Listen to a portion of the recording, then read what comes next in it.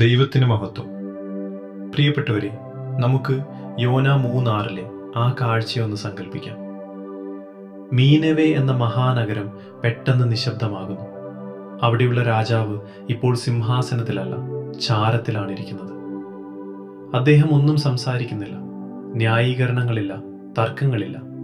രാജവസ്ത്രങ്ങൾ മാറ്റി വെറും മണ്ണിലിരിക്കുമ്പോൾ അദ്ദേഹം പറയുന്നത് ഇതാണ്: ദൈവമേ, ഞാനൊന്നുമല്ല. എൻ്റെ അധികാരം നിന്റെ മുൻപിൽ വെറും പൊടിയാണ്. യഥാർത്ഥ മാനസാന്തരം പലപ്പോഴും വലിയ വാക്കുകളിലല്ല, വലിയ നിശബ്ദതയിലാണുള്ളത്. നമ്മുടെ അഹങ്കാരങ്ങളെല്ലാം കത്തിത്തീർന്ന് ചാരമാകുമ്പോഴാണ് ദൈവത്തിൻ്റെ കരുണ അവിടെ നിറയുന്നത്. ഈ നോമ്പുകാലം നമുക്കും അങ്ങനെ ഒരു യാത്രയാകട്ടെ. ബഹളങ്ങളിൽ നിന്ന് മാറി ദൈവത്തിൻ്റെ പാദപീഠത്തിൽ എളിമയുടെ ചാരത്തിലിരിക്കാൻ നമുക്ക് കഴിയട്ടെ. ദൈവം നിങ്ങളുടെ പ്രാർത്ഥനകൾ കേൾക്കട്ടെ.